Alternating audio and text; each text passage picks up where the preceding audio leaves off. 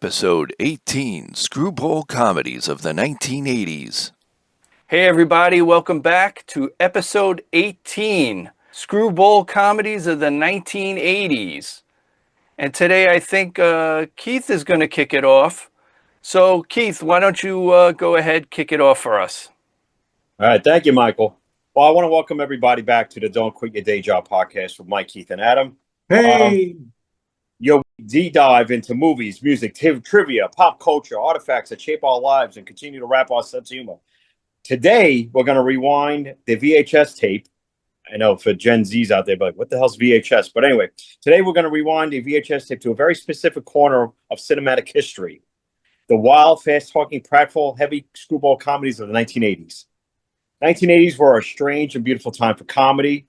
The decade grabbed the classic screwball DNA of the 1930s and 40s, which was rapid-fire dialogue, mismatched couples, misunderstandings piled on of more misunderstandings, and fused it with Reagan-era obsession with excess, youth culture, and loud, chaotic energy.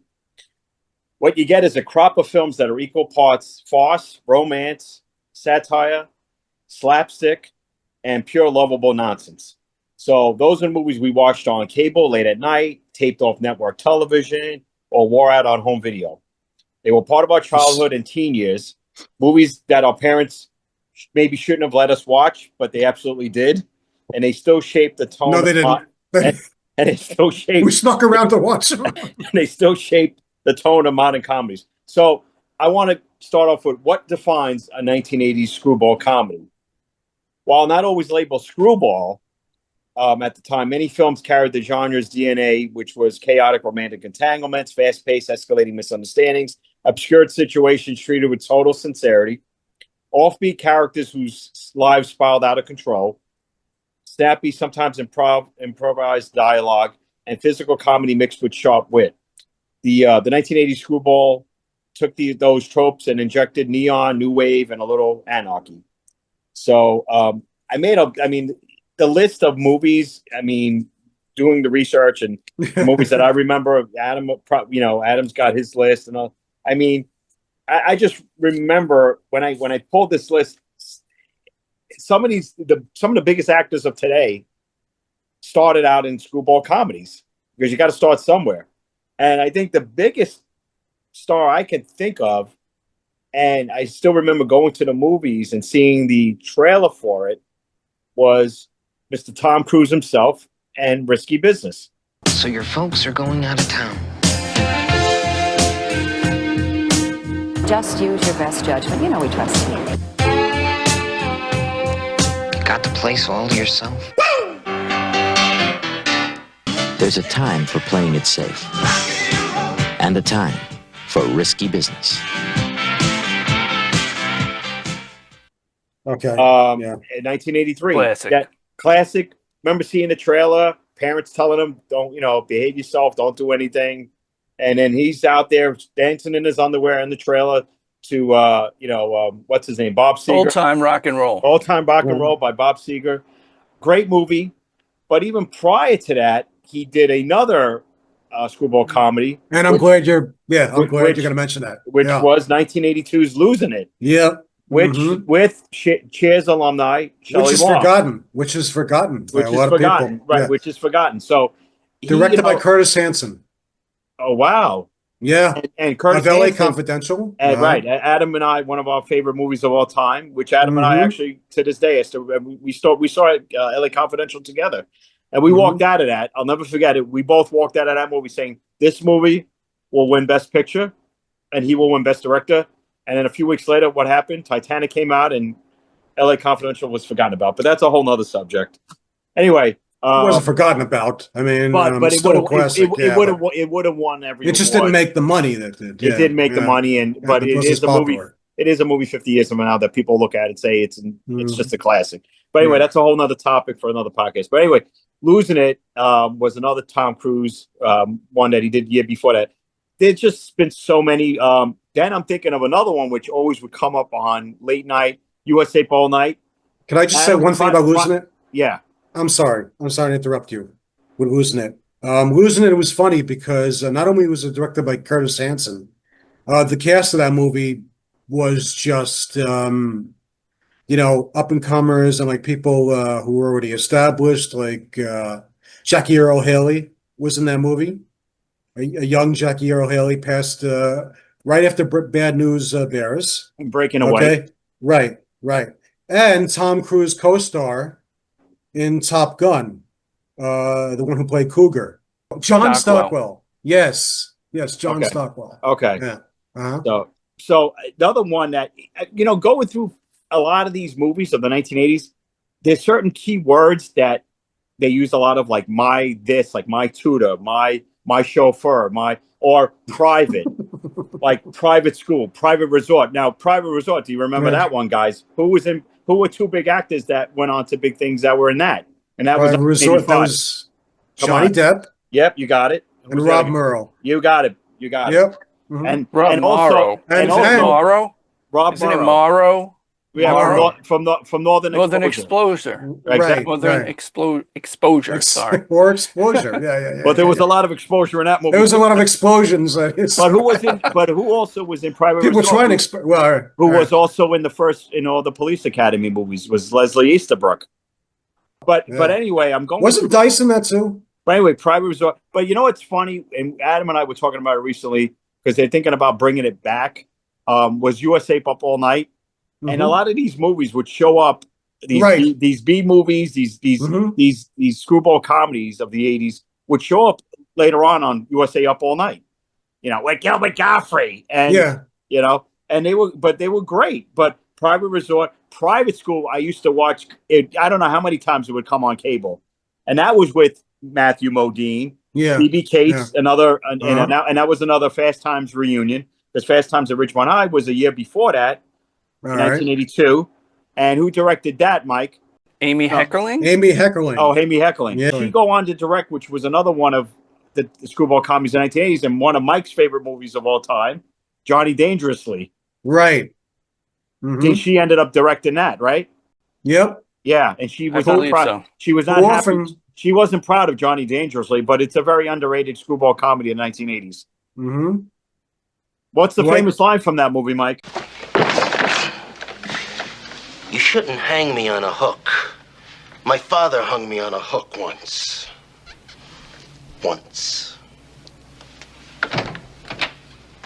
The great Joe Piscopo. Yes. Who's now a talk show host. But between that and Wise Guys are the two. Well, another underrated screwball comedy in the 1980s, and the only. Oh, that's right. I forgot about some Wise Guys. Yeah. The only comedy directed by the great Brian De Palma. Right. Yeah. Are we going to talk about Fast Times? Because that's a big one. Yeah, we are. I mean, I think Fast Times also was a movie when we were kids and we went to the movies and we saw the trailer for it, and you see a young Sean Penn. You're like, who is this kid? But you're like, hey, bud, let's party. And it just, that took off. And when you watch that movie, it is a time capsule, kind of like the 70s, looking at a movie like Saturday Night Fever being a time capsule of 1970s. Right. Fast Times is definitely, because it's the start of the 1980s, practically. It's 1982. And like you said, it was directed by Amy Heckerling. Right. It was also written by Cameron Crowe. Right, exactly. And who went to do a lot of things like Almost Famous. Right, but you see how many big actors came out of Fast Times, from Sean Penn, Jennifer Jason Leigh, Judge Reinhold, Phoebe Cates. I mean, the list goes on and on and on. And a lot of cameos of big stars. Yeah. Forrest Whitaker. Okay. He was the quarterback, I'm pretty sure. Yeah, right. Eric Stoltz was part, and who else was part of? And Nick Cage. No, but who else? Who else? Nicholas Coppola. Sorry. Oh no, right. Nicholas Coppola. Nicholas Coppola was working the grill in the fish restaurant in the back. And wait, who was the other guy? Judge Reinhold's job. Yeah. Who was the other guy? Who was the other guy? That was part of that group. Oh, part of Spicoli's group? Yep. Yeah. Anthony Edwards. You got it. Anthony Edwards, yeah. Who we're going to talk about in another movie. That was a screwball comedy, yeah. Or I'll talk about it actually. You mean Gotcha? In a few minutes. Gotcha. Well, that too. Well, I guess that's considered guns. I don't know if that's a screwball comedy. That's more of a spy comedy. With Fast Times, there was so much talent working on that movie. Okay, cinematography by Matthew Leonetti, who did Poltergeist, Strange Days, Weird Science, Jagged Edge, Star Trek: First Contact, Zack Snyder's Went on to do Zack Snyder's Dawn of the Dead. What else? The movie is in the National Film Registry, selected for preservation by the Library of Congress. Fast Times at Ridgemont High. That's interesting, huh? And Yeah. produced by Art Winson, who also went on to do Scrooged, Casualties of War, The Untouchables, Singles and the Runaways.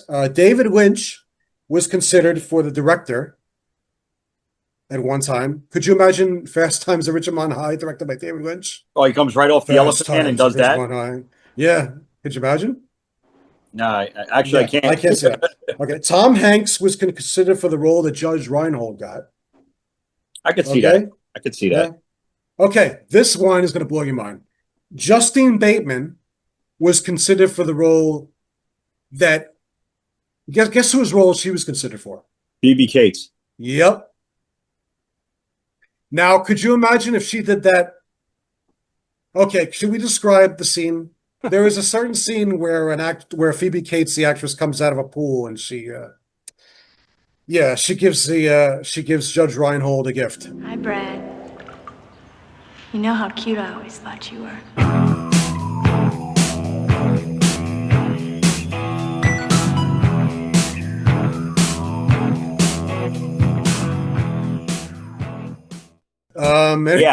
Yeah. And everybody else was the pool party there. Yeah. But imagine every if time Justine Bateman did that scene. Could you imagine? Hey guys, Valerie from Family Ties? every time I hear that Cars song, Yeah. that image always pops into my head. As a young boy. Matthew Broderick turned down the role of Jeff Spicoli. Okay. Jodie Foster was offered a role in the movie. Also, Ali Sheedy, Meg Tilly, and Ralph Macchio auditioned for roles. Fred Gwynn, guess which role he auditioned for? I could tell you right now. Mr. Hand. Yep. But now Which after runs to my watching fir- it, I don't which went see to Ray anybody Walston, else. my But favorite Ray Martian. Walston was the best in that. What are you kids on dope? No, but the funny thing is Ray Walston was kind of not. He was kind of like away from Hollywood for a while. You really didn't see him in anything for a while. So for him to kind of go into a role like that, that was pretty cool. That was very good casting. Johnny Carson was offered a role in the movie, a cameo, but he turned it down. Yeah. Some of these movies, I mean, being that, like one of my streaming services, Amazon, one of them I watched not too long ago was My Tutor from 1983. Oh, yeah. And let me tell you something. Karen Kay, who was the tutor. Right. I mean, that was great casting. But you know what I remembered her from? And I was telling Adam about this. There was a show with a young Jason Bateman called It's Your Move. Yeah. And it was like his first TV show right after being a guest co-star on Silver Spoons. He got his own show, and she played his mom. And then there was the next door neighbor who was the guy who ended up playing Steve on Married with Children.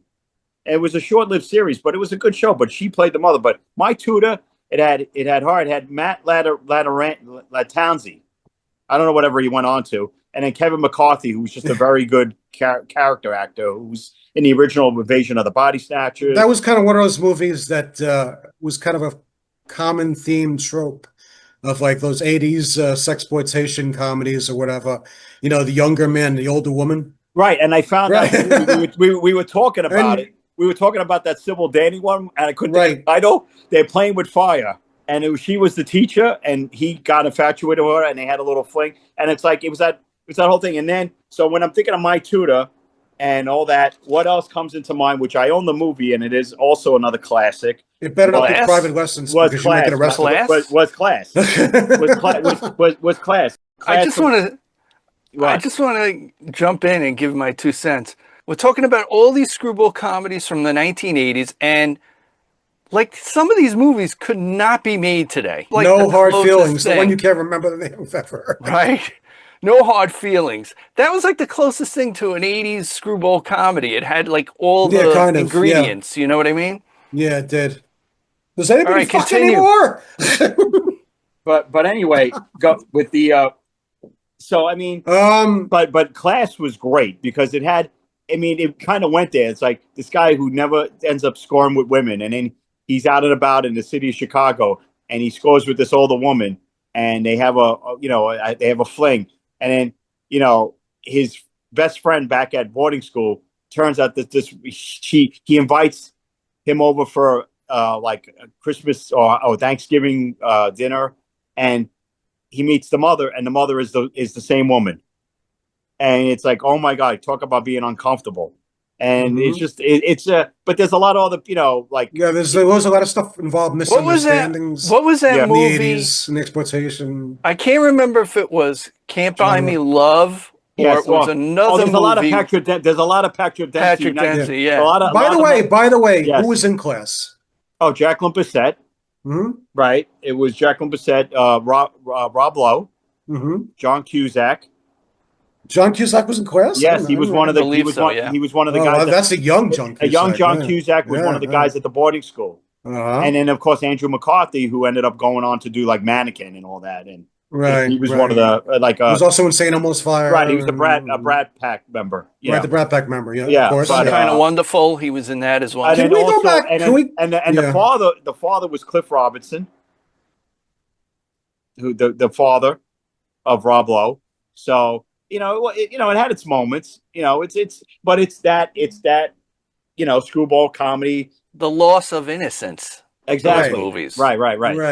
But yeah. So when I was looking up like key elements of romantic screwball comedies, there's always that's like romance through mayhem. So you notice all these romance movies that something happens great and then there's a twist to it. Blame It on Rio, another one. Right. Blame It on Rio. I mean, it's that's the older man, right? And the younger woman, right? But you're falling for your friend's daughter. Yeah. I mean, come on. Well, Michael Caine, was it? Demi Michael Moore. Caine It was my gorgeous actress named Michelle Johnson. Yeah. Joseph Bologna. Yep. Yeah. Uh-huh. Yeah. There's always these like comers and these misunderstanding of movies. But I'm going through this. We mentioned Patrick Dempsey, but before he did Can't Buy Me Love and remember Loverboy?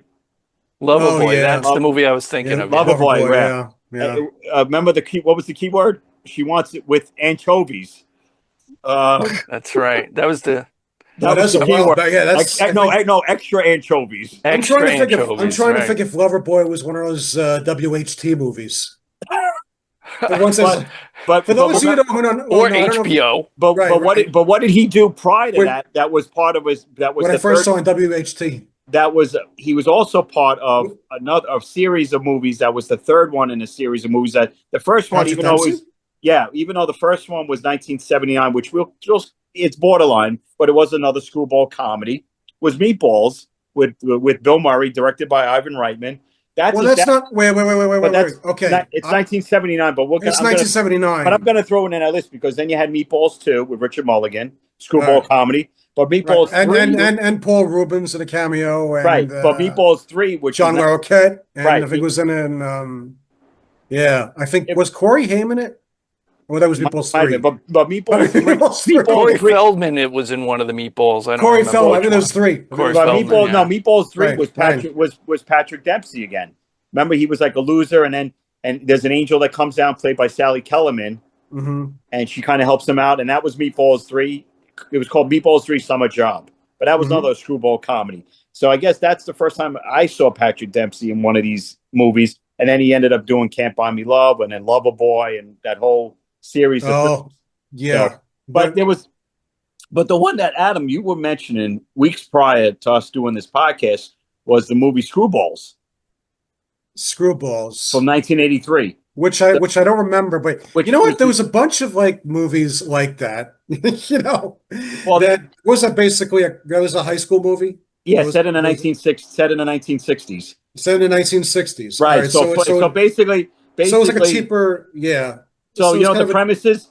Think about it. It's like every movie. 4 horny teens try to get a shot at the sexy new French teacher. I mean, that was the embodiment. But French. I want to go back to the whole French. And my French tutor.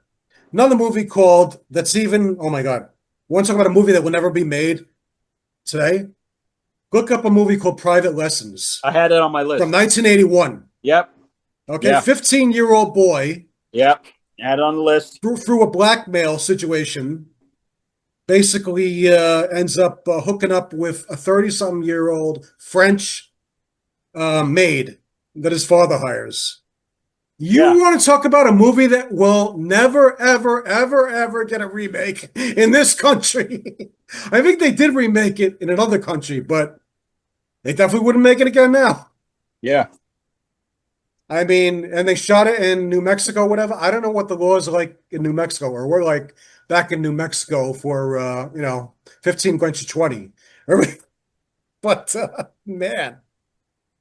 And I watched the movie a few weeks ago. There is a hot tub, no, not a hot tub, a bathtub scene. Somebody would have got arrested. They'd arrested the whole crew today, and they'd get destroyed on the internet. Forget nobody involved with that.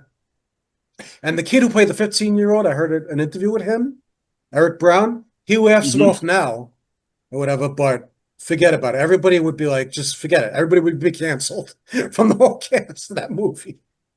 And the woman who played the seductress, she was in a series of 1970s erotic movies called Emmanuel. Oh, I remember those. They used to come I remember those. Those would come up on Showtime 2 in the morning. Cinemax. Emmanuel Part 8. Yeah. Emmanuel 9. Sylvia Christel. Emmanuel 9. The Turkish camp. Yeah. The Turkish camp. I think you're mixing that up with the Nazi exploitation stuff. The Turkish camp. No, I just remember these Emmanuel movies. No, you're the right. 70s. All right. Well, that's a whole nother topic, folks. So when I was going through more movies, there's a whole section of ski movies too. Did you notice that? Those were always show from Ski School. You guys remember Ski School? You had, and then Hot Dog the movie. Right. But it always had these things where there was like some type of competition. You had some kind of theme, a theme, and then of course they always had to lead to a scene where you're seeing there's a race. You see, right? There's a race, but of course there has to be a sex hot tub where there's a hot tub, and then you're seeing tits. Oh, but when you're like. But when you're like, can we say that? Can we say that? I don't know if we can say that. And these movies just said it. Breasts. And these breasts, and bottoms. I don't know. Tits and ass, which is what every tits and ass. Sorry, 13-year-old kid wanted to see. Yeah, basically, 13, 17. Yeah, right. if they weren't scoring 21, 20. Do you guys remember Hamburger the movie? Yes, vaguely. Yes, I saw it a couple of years ago. Yeah, about and horrid. Yeah. Horrid. I mean, not that Hot Dog was better. Yeah. Hey, I liked Better Off Dead. Yeah. That was really like a ski movie because there was that whole ski thing in there. It did have kind of a ski and that was actually a good movie. Better Off Dead. Yeah. Better Off Dead. There was Ski Patrol. Remember Ski Patrol? Ski Patrol. That was 1990, so that was like ending it, But there's so many like was Ski Patrol 1990 really? Yeah, 1990. Yeah. Oh, okay. But it has an 80s feel to it, Hollywood did have a circle of movies like that even in the 60s, except without the nudity and all that. But they were musicals, and they involved like someone like Frankie Avalon or Nat Funicello with like beach movies. Kind of screwball, ridiculous absurd situations. Right, and they were corny. So like what I mentioned at the beginning is that they did take these other past decades, the 1980s, but they had to add in something that was never, there before, which was the sex and nudity. Of course. And which was because audiences were more right. And I'm not going to say sophisticated, but they wanted to see more. Right, and the college themes, like Revenge of the Nerds is another one. Revenge of the Nerds is classic. I don't know how many times I watched that on cable TV, and even when it came out in the theaters, I snuck into that. Definitely. The quintessential high school movie is Fast Times at Ridgemont High. The quintessential college movie is Revenge of the Nerds, I think. Yeah, definitely. Yeah. A lot of interesting things. The cast actually included Ted McGinley, who was actually who came from Happy Days. Yes. Playing a very straight-laced, character or whatever, and he turned himself into a real scumbag. Yeah, he ended up playing the cousin on Happy Days, who basically replaced Ron Howard after Ron was replacement on Howard. Right. As soon as Ron Howard left in 1980, he came over as cousin Ron. And of course, he's the one that attracted all the ladies on the set. Whatever, all the parties or whatever. Yeah, so this was an in-between focused thing. around him.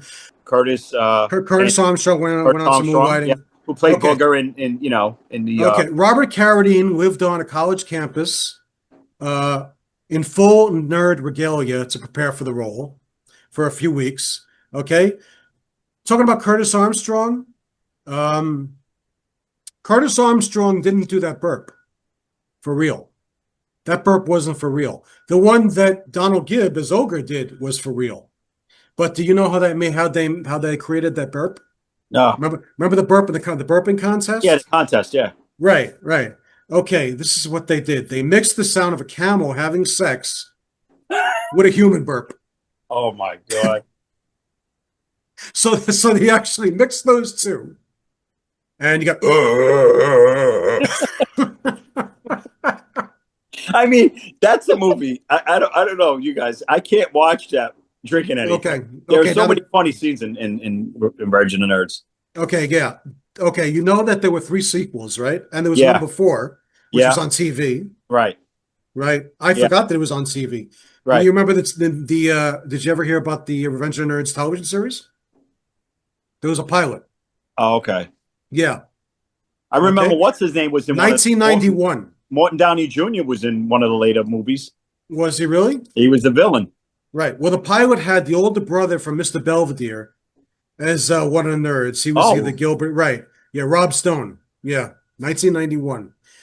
Okay. How much do you think Revenge of the Nerds made? I know it did really well at the box office. Yeah. $6 to $8 million it cost to make. Yeah. All right. I mean, I remember it seemed like it was playing forever in the theaters. Now, you got to think what adjusted for inflation, but this is still pretty big. Yeah. And they thought this movie was going to flop. Test screenings, it mostly did very mixed.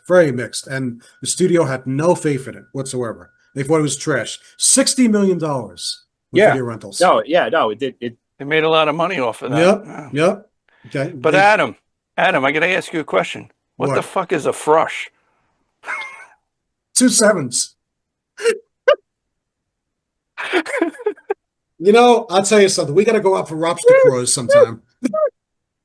Lobster craws. Oh, wait. I got, you guys wanted a little bit of I know I got some trivia also. But 2 sevens beats a frush. You know the Omega Moose house in Nerds? Can't do that today. Was a real frat house being shut down? Which one? The Omega Moose house in Nerds was a real frat house being shut down. Oh, I didn't get that one. Yeah. No? Yeah. And you're talking about rentals. I missed and all that one. Going back to My Tutor. My Tutor was one of the top rented tapes at video stores for over a year. Yeah. I'm just saying. In the same year. Wait, also the same year, Keith? Yeah. The same year, sales of Kleenex tissues and moisturizer also went up that year. Yeah, very nice. Not to mention baby oil. This is a family friendly show, right? No, it is not. But I even like the second one, which a lot of people like. Are you kidding me? I love Nerds in Paradise. First one, I went to go see the best. The first one I saw. Hey, why they call you Booger? I don't know. I don't know. And what's funny? I remember when I don't know if Fox acquired Channel 5 yet. On WNYW, the local affiliate. Oh, you mean the sequels? Over yeah. No, they were bad. No. The channel. The local channel. Oh no. Yeah. That wasn't right. Yeah. Yeah. Because they used to show the exploitation. Do you guys remember when they showed teen movies? These teen exploitation movies, these screwball teen comedies back in the 80s and the 90s. Yeah, they were on Channel 5 on Tuesdays nights and Wednesday nights. Really? I remember that. I don't know. Yeah. I just remember USA Up All Night. I do. Hot moves and hots and all that shit. Oh, I mean, they edited the shit out of them. Adam, see, that's another one that's borderline because it was 1979, but it was but it's actually one of the first. So it's probably in the 80s. Right. No, it's 1979, but it's one of the first college women in HOTS sorority engage in wild adventures, including wet T-shirt contests. That's it. I'm sold. Okay, yeah, there were a lot of what's good T-shirt contests back then Do you guys remember joysticks? in college. Yeah, No. yeah. I Actually, don't remember that one. you don't remember joysticks? Just the name alone, joysticks. You got my No. attention right there. The girl's All right. like in the I'm gonna the give you trailer. that. She's like instead of All right. strip poker, strip I'm gonna- video. And I'm going to Come give you the on. This, Mike. This was the premise of the movie. I watched a few old when trailers. when a top local businessman and his two bumbling nephews try to shoot down a town's only video arcade, which is run by the owner's grandson, the arcade employees and patrons fight back. A lot of these movies had movie posters that was so sexually. Oh yeah. You know, it's like another one which we talked about, Adam, which it was also 80s with the with the great Joan Collins, Homework. Right. Homework. Another one. Yeah, go ahead. Younger man, older woman. Right. And she didn't want to make that movie. Right. His best friend's mother, basically. Yeah. Right. Yeah. Right. She almost sued. Yeah. She almost sued them later on. Yeah. And they did a body double.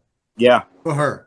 Yeah. And shit, because she was in the poster and she was in the advertising and shit. And and the funny thing was that Joan Collins started off in England in the 70s doing exploitation movies. Yeah. Where she took her clothes off. There was one called The Bitch. The Stud. The Stud. I don't remember that one. Yeah. Yeah. Was that one the English? That was an English one. That was an American one. I think it was American, but she did a lot of those movies. You know, is that what that was in the early 80s? I think it was 70s. Like could have been the 70s, early 80s. Yeah, the Stud. Okay. We got to look that one up. Interesting. Yeah. Interesting. I mean, between that and doing Empire of the Ants, what else was she doing? You know. All right. So other movies that kind of show up in that genre, where I'm wearing your shirt, a little tribute, which actually, it's probably my favorite comedy of all time. It is a screwball comedy, and it has everything we talked about. Is Caddyshack. Yeah. I mean, I don't think you'll ever get an ensemble cast of four great comedy legends working together. You know, Chevy Chase, Ronnie Dangerfield, Ted Knight, Bill Murray, and then you got a supporting cast of just great character actors. Michael O'Keefe, Cindy Morgan. Right, Rest in peace. Right, rest in peace. Right. So Caddyshack had it all. It had everything but to do. I mean, even though it took place at a golf, I had no interest in golf. To this day, I still have no interest in golf. But it's my favorite comedy of time because it just takes place at a country club, and they're golfers, and everything happens there. And I still remember seeing it as a kid. I went with a classmate with her parents. I'm 7 years old. I'm watching Caddyshack. I remember the dancing golfer. I didn't know that nudity was going to pop. I don't think they did. Another movie that kind of falls in that same boat of where my parents even took me to see. Same category. Same kind of category, but a musical. Getting there, not realizing there would be nudity, and it was a great movie. Best Little Whorehouse in Texas. Yeah. Great movie. Burt Reynolds, Dolly Parton, Dom DeLuise, Charles Durning. Charles Durning actually ended up getting an Oscar nomination, Best Supporting Actor, for playing the governor in that movie. Best Little Whorehouse in Texas. I remember sitting there in the theater out in Long Island with my mother and family, and all of a sudden, nudity comes up, and my mother's like, "I didn't think this was going to be in the movie." But with a title like that, really? I know. But it's a great movie. Really? It's actually, and it's the first time that Dolly Parton sings "I'll Always Love You," and I always, to this day. Oh, was it really? Yes. Oh. So that's before why Whitney Houston. Because Dolly wrote it and sang it. That's why when The Bodyguard came out years later, they couldn't nominate the song for best song because it was already used prior in the Best Little Whorehouse. It's a great soundtrack. It's a fun, cute movie. It is a screwball comedy, but on a different level. And today it's a classic. And the chemistry with Dolly Parton and Burt Reynolds and Jim Nabors was in it. He played the deputy. Yeah, it's a great movie. So if you never watched the Best Little Whorehouse in Texas, you should watch it. And I'm not a big musical person. I like certain musical. That's a great musical. The songs are great, all by Dolly Parton, and even the dance numbers and just the comedy. It's hysterical. So I want to talk about another screwball comedy of the 1980s, which basically put what's his name on the map, Bachelor Party. Oh, Bachelor Party. Oh yeah. Okay. I'm trying to Michael Dudikoff. off myself with an Tony electric Katane. shaver, you know. There's Tony Katane, right? Tony Katane. Tony yeah. Katane. right? From Right. what fame, Adam? From what is she also known Being under OJ. from? No, she was the. And sometimes being on top of OJ. Here I go again on my own. Oh, yeah. Oh, Yeah. and on right. And on the what roof of group the is car. that, Keith? Yeah. And it's white. And I mean, it's, the roof- actually- the hood and of it's the kind car. of funny that you mention it because White Snake. White Snake. Officially, right? Mhm. Officially, David Coverdale. The White Snake video. Right, and David Coverdale officially released a statement that he's retired now. That's right. Who was the singer of Whitesnake? Who she danced Okay, on the well, car nice. and On the then car, laid yeah. around the car Yeah. and moved around. It was a Yeah. very famous music Very, video. very Here I famous go video. again on Yeah. my own by Whitesnake.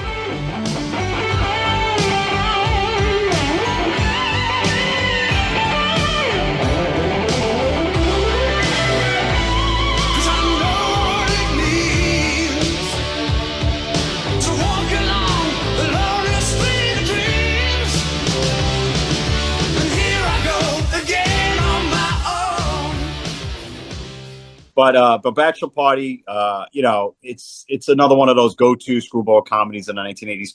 Another one that I must have rented out so many times, and I would say the first 4 movies in the series are very funny, but the first one obviously is classic. Is you can't forget it. It's Police Academy.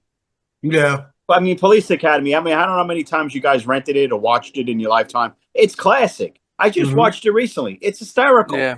Yeah. It really is hysterical. It's just the blowjob into the podium. I mean, just everything, just everything and everything, and believe it or not, that was a series that even the second one, the third one, all right, the fourth one was okay.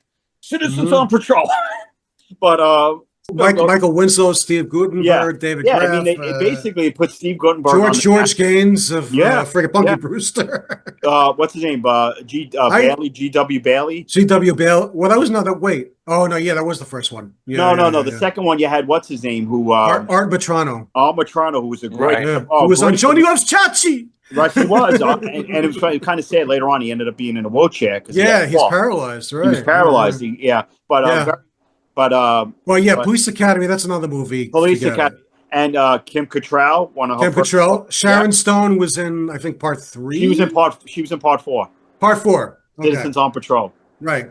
Yeah. I don't remember who was in part 2. Somebody was. Well, part 2 was basically Howard Hessman. Remember, it was their first assignment. Yeah. Yeah. Right, where and they ended up. It was also in Private Lessons, by the way. Yeah. I'm telling you, you go from WKRP. I'm sure he tried to write that one off. Get people to remember that. He's lucky he died before the internet came out. So nobody brings up Private Lessons. But there's always these keywords in these screwball comedies. I'm looking up like Up the Creek. You guys remember that one? Yeah. You mean memorable titles? Memorable titles and stuff. Kind of like not just memorable. They're kind of like expressions. That's kind of an expression. Up the creek. Taglines. Taglines. Right. Yeah. Well, that's not really a tagline. That's the name of the movie. But you know what's funny? we mentioned Kim Cattrall, but before Police Academy, and I'm sorry that I didn't even get to this series yet, which I should be ashamed of myself, because when you think of screwball comedies in the 1980s, right. I remember as a kid, my mother's like, "You're not watching that movie." I remember seeing the movie. I remember seeing. I know what's coming next, and you know what's coming. And I remember the movie poster, and you knew it was bad. You knew it was bad, and you knew it wasn't. You couldn't watch it. Porky's. Yeah.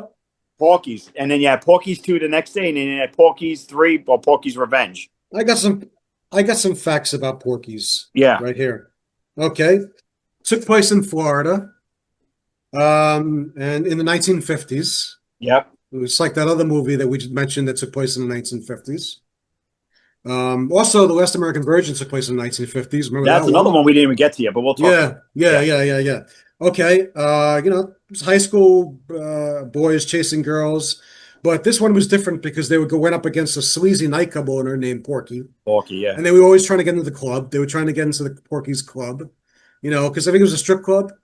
And what it was is weird. It was a strip club or whatever. Directed by, of all people, Bob Clark. Okay? Now, what else did Bob Clark do? He did Black Christmas, the original one. But what else did he do? Family movie. Give me a hint. Ralphie.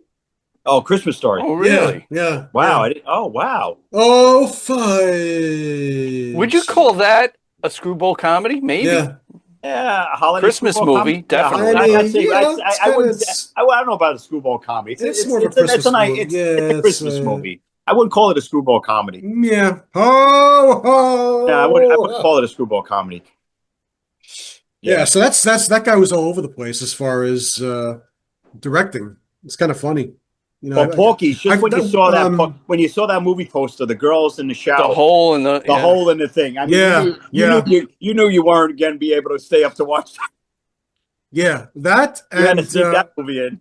that and what else? What other poster was very risque that you couldn't do the poster today? You couldn't. That's why these new posters suck. Not just because they're not hand drawn, because they caught your attention. Because they're not. Because they caught your attention. All of them caught your attention. And you get away with that back then. No, even Class. I remember the poster where he's all nude, basically, and he's sitting right next to Jacqueline Bisset, and Rob Lowe's on the other side of her. What else about Porky's? Starred Kim Cattrall, Alex Karras, and Susan Clark, who went on to play Webster's parents. Right. And they actually were married in real life. Humble beginnings. Did you know that? Porky's. I didn't know From that. Porky's to Webster. They were married in real life. I Isn't never knew that funny? that. Yeah. Okay. It was there was a Porky's video game? Was there? I'm pretty sure that I remember there being a Porky's. I don't know if Atari put it out. Yeah, but what else? So it was actually Bob Clark said it was based on his real life. I say loose or whatever, but he used to live in Florida, South Florida, whatever, and he claimed it was on actual occurrences that were in his life when he was over there in high school in the 1960s. So, and ended up, the movie earned $200 million worldwide. No studio would pick it up, surprisingly. No major studio would make it. It was made by a little Canadian studio. It was made in Canada. That was doubling. How does Canada double for Florida? That's what I want to know. How the hell did they pull that off? Well, how does like a city like Toronto double for New York a lot of times in movies? Yeah. It's cheaper. Yeah. Taxes I guess, yeah. Taxes. Yeah, but I guess I remember that movie being shot, a lot of it shot outside. I mean, on location. I don't remember what it looked like all the stuff in studio, except like maybe people's houses and more maybe Porky's itself and shit. So it's like, that's movie magic, huh? Anyway. Yeah. So what's next? No, but I'm saying Porky's was just like when I was thinking of the whole topic and stuff, that was like the first series that hit me right away. Yeah. I was like, how could you when you think screwball comedies of the 1980s, the Porky series, especially the first two are just classic. Classic. Criticized for misogyny against women. And one critic said it had the sort of flimsy themes. It had sort of Porky's kind of had what was it, the character Pee-wee? Wasn't he Jewish?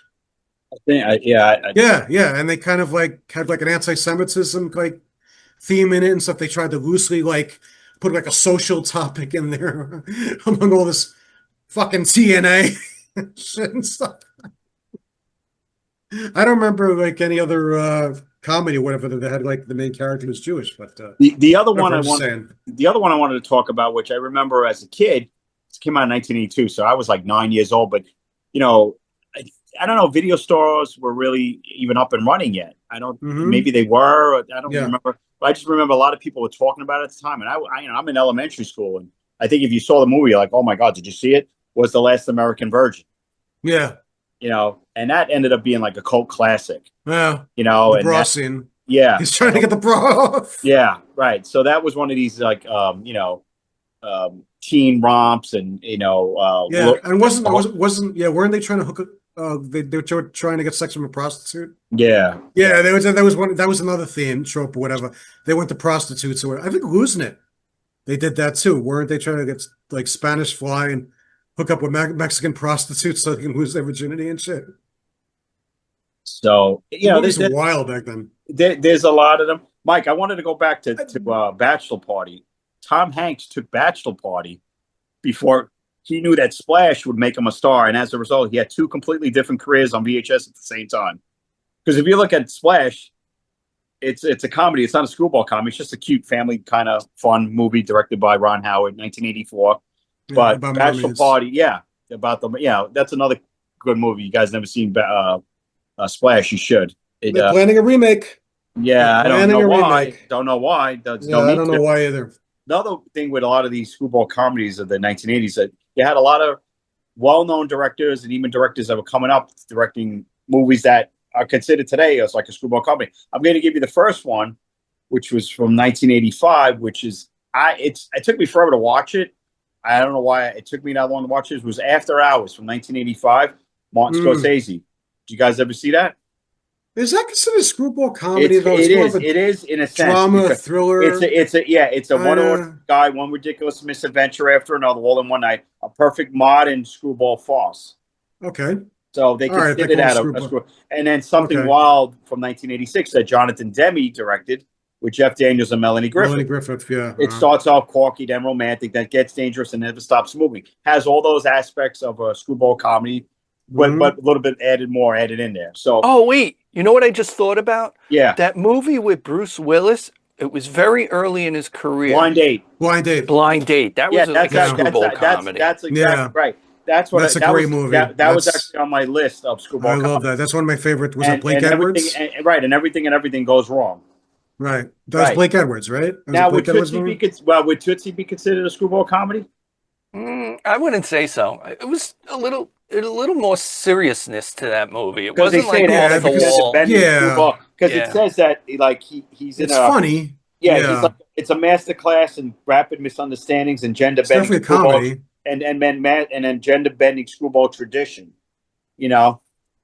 But it had a lot of serious moments as well. But how about we head back to high school for What about Arthur? Would that be considered? It had some serious elements as well. Arthur was kind of screwball a little bit. He was a drunk. He was he was looking for love and all that, right? That's basically what he hooks up with Liza Minnelli, and I'm trying to remember the plot of Arthur or whatever. And she steals something from Bergdorf. The thing is, if he married this one woman, he would get her like her money.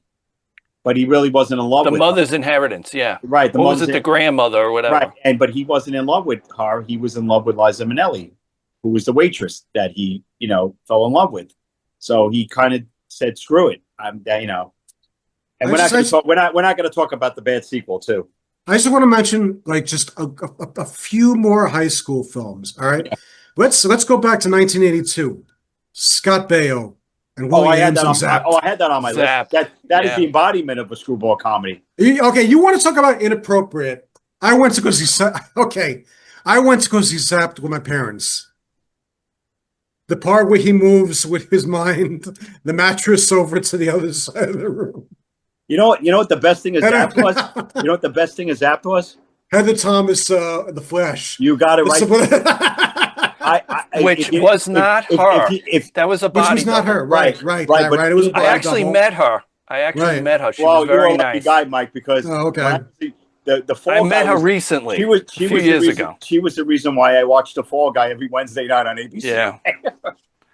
She told me. I said I had your poster on my wall, and I had a Trapper Keeper folder with her picture. She said that photo alone bought me my house. I remember the Zappa thing where they even remember the artwork on these posters and just they would catch your attention because you knew you were watching something naughty. It was basically Scott Baio sticking his finger out. Yep. And a girl's skirt goes up. Yep. And the tagline was, "They're getting behind in their classwork." Genius. Genius. Even though this was called I'm sold. Where's my ticket?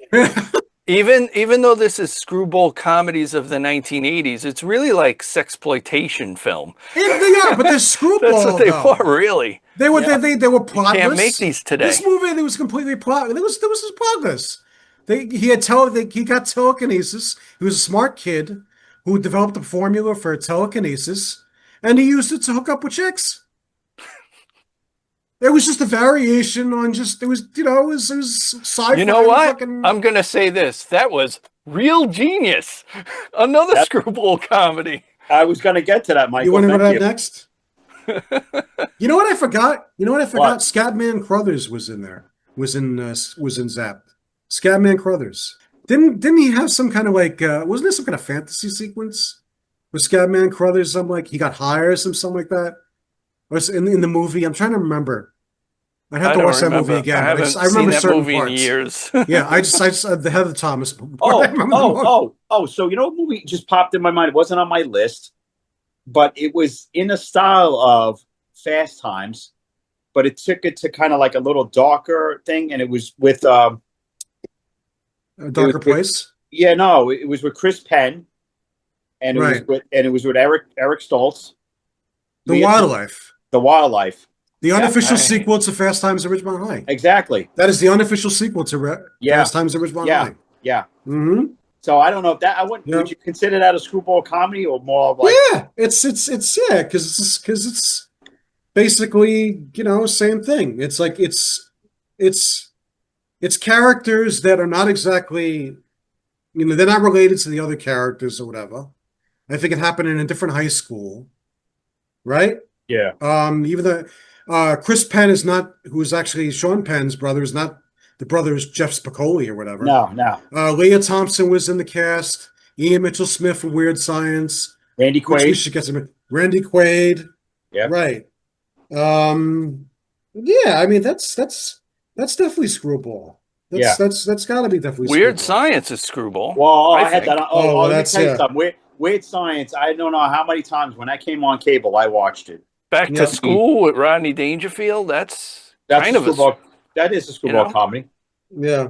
Would you count Easy Money? Weird Science, directed Yeah, by probably. John Hughes. What? John Hughes directed I Weird know. Science. I know. A lot of people don't realize that because I didn't think to include. I mean, I guess you could 16 Candles more so. That's not a than screwball some kind of- comedy. I think that's just more of a. Not really. I think that was just a coming of. Yeah, because of well, age. Coming of age, yeah. I would say that's more Screwball a little more than the John Hughes stuff that came after, like some kind of wonderful and Pretty in Pink. No, that was more serious tone. Yeah, that's a little more serious or whatever.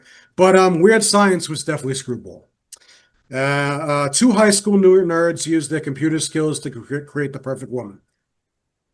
Yeah. Another like brain or whatever uses. My name is Chet. Uses his brain to have sex, just like in Zapped. But Weird Science was a little better. Weird Science was a little more wild. A little more went into Weird Science and Zapped. Anthony Michael Hall, Ian Mitchell Smith, Bill Paxton, Chet. My name is Chet. Kelly LeBrock, who still looked good in the 90s. Robert Downey Jr. Yeah. Robert Downey Jr. You just saw him in a Western that took place in the 90s on Tubi. Robert Downey Jr., Vernon Wells of Mad Max. Yeah. Who crashes the party. Right. And whatever. And what else was he known for? What else was he known for? Huh? What else? A movie? What other movie was he known for? Vernon Wells. Oh, Commando. You got it. Commando, right. Yeah, that's right. Yeah. Where he looked like Freddie Mercury, jacked. When Schwarzenegger kills him in Commando with the pipe.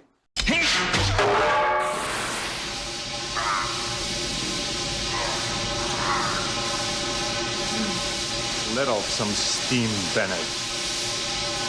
Okay, you know what also? Would you count 10? 10? Yeah, because it's borderline. It's borderline.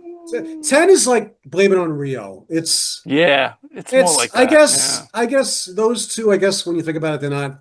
It revives it. They said it kind of started. Screwball. They counted as when I'm looking it up. They're mentioning it that it revived the adult Screwball, thing, and it kind of set the '80s tone.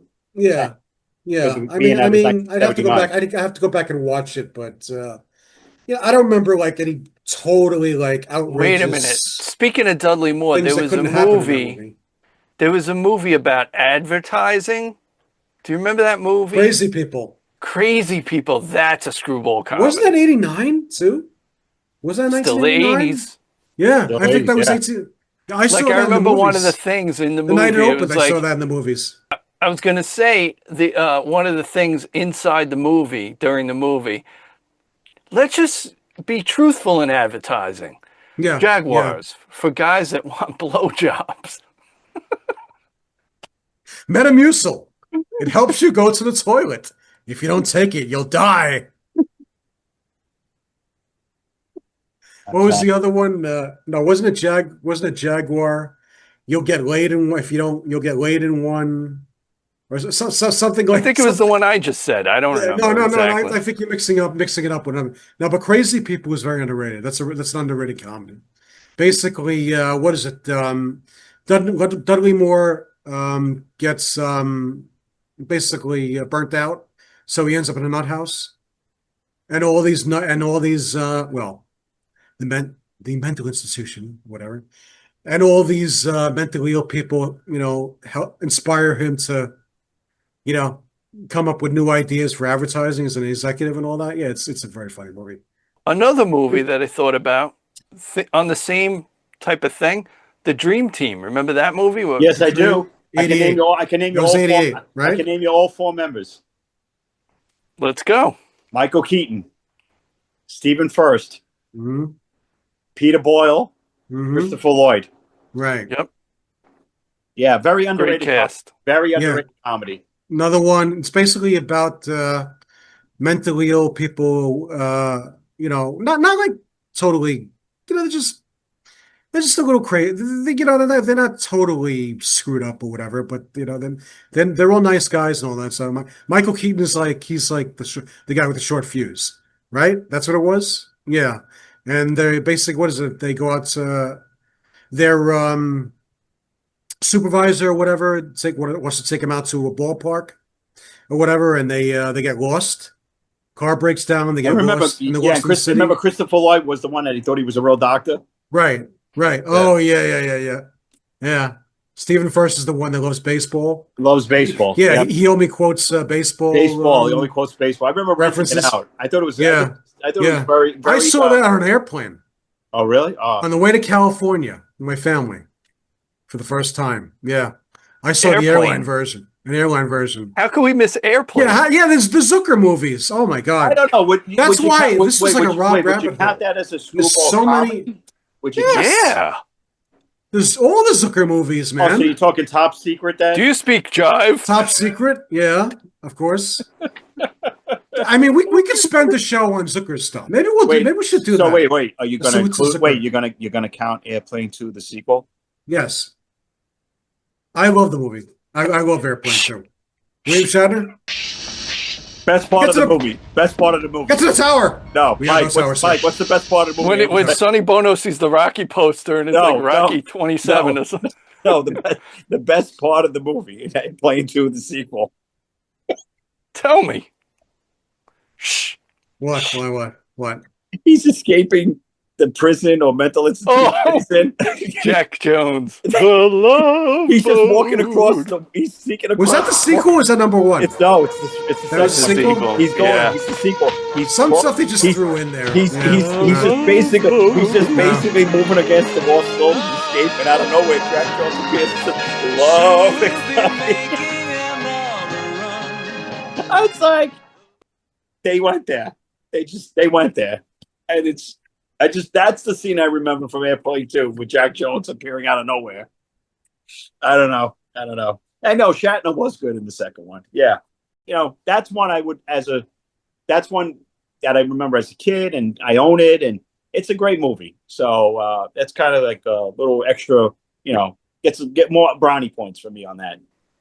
So I wanted to go over some trivia with you guys to see if your 80s screwball comedy,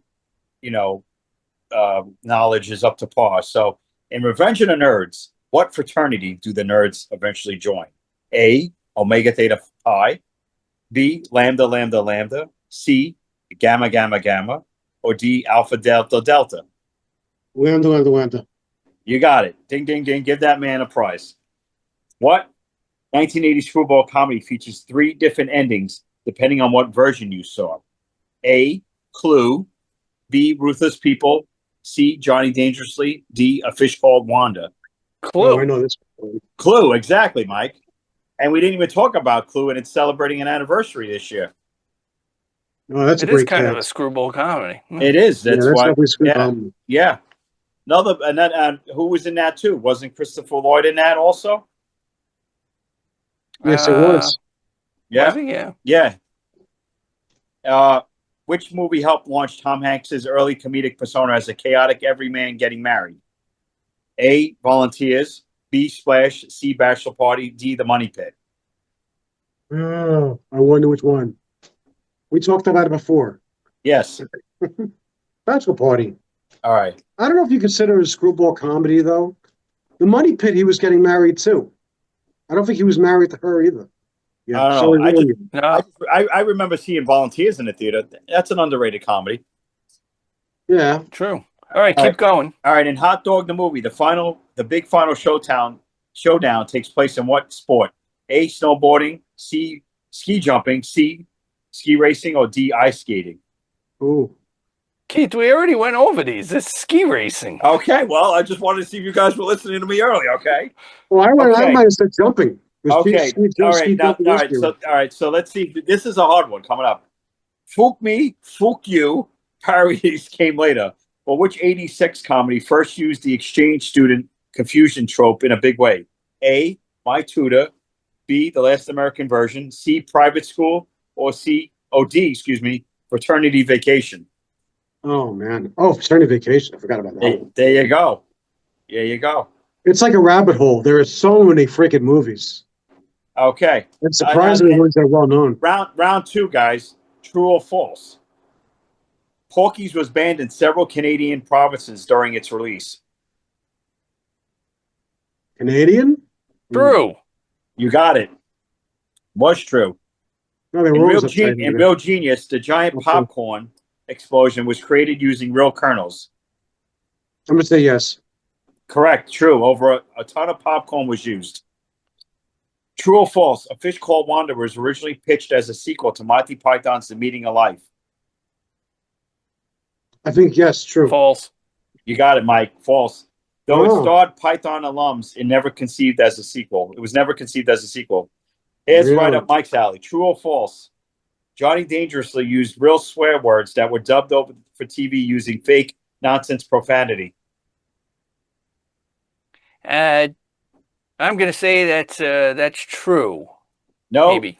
No. False. The nonsense. False. False. The nonsense profanity. Example: fog and ice holes was in the Fog and original. ice holes. That's true. Yeah. Was in the original theatrical cut, so it's false. You fucking ice holes. Knock down that wall. Knock All right, down that back to wall. one of- And knock down back- that fucking wall. Back to one of Adam's classic movies.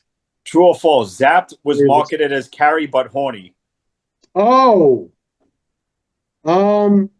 Yes. Yes. True. True. Yes, it was. Mhm. True. That tagline actually appeared in some promotional material. And the ending was basically Carrie at the prom, except he didn't kill people. He just got all the girls all their Undress. tops came off. Yep. The clothes came off. Is that it for the trivia? Yeah, that's it. I just thought it would kind of be fun to give a little bit of like true or false things and things you didn't know or you thought you knew and you were wrong or you were right and stuff.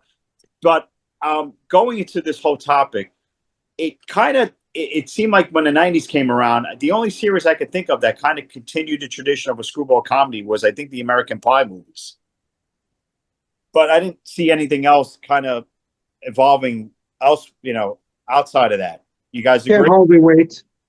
Yeah, but yeah, not, Can't but- Hardly Wait was good yeah, like but not that. really anything big like what the 80s did. I think it was probably the explosion of the video rental stores, and it kind of helped them stay in business. So studios just created a lot of these like screwball comedies for people to have get-togethers and to watch with your friends and stuff. I think that definitely had a big impact and influence on it. You know what I mean? Because then later on, once you get into like now the 2000s and more, you got into streaming where you can watch something anytime. But if you went to the video store, you rented some out, and you had like a movie night with the guys or the girls or whoever it may be. There's one I remember renting. You guys remember Night Patrol? No, I don't. You know, remember Night Patrol? It was basically kind of like a police academy idea, except, well, I mean, police academy eventually they did graduate and they went on patrol, whatever. But it was even dirtier. It had the Oh, Unknown Comic in it. Remember the Unknown Comic? yeah, the Unknown Comic who was on the Gone Show all the time. Yeah, yeah, yeah. That's great, guys. But you know what? We've come to an end. Oh Have man, we? So, just like yeah, those screwball comedies came This to an end in the really, 1980s. I thought it was a fun topic to cover.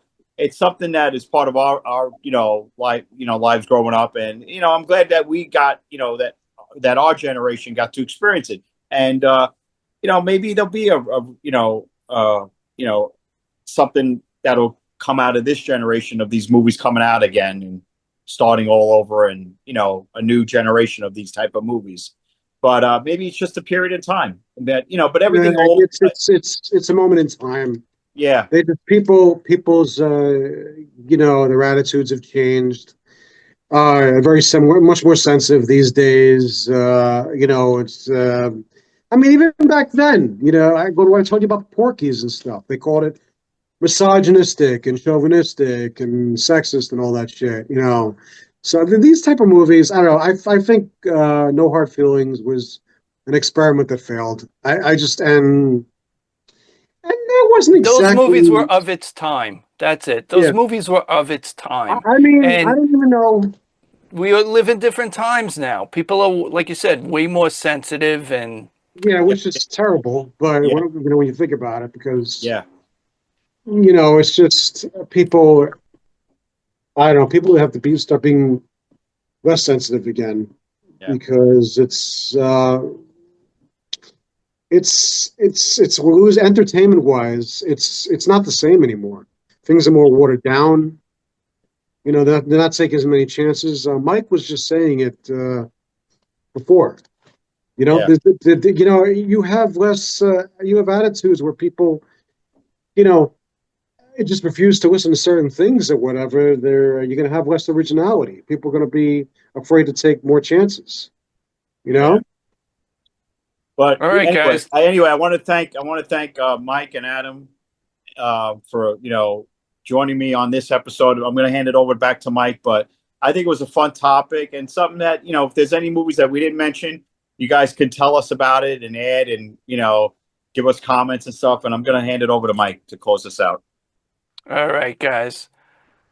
All right, as always, remember to click the like button, the subscribe button, and click that bell for notifications. Also, remember to comment and share our YouTube channel. And until next time, we'll say goodbye now. Bye, everybody. All right. Bye, guys. See ya.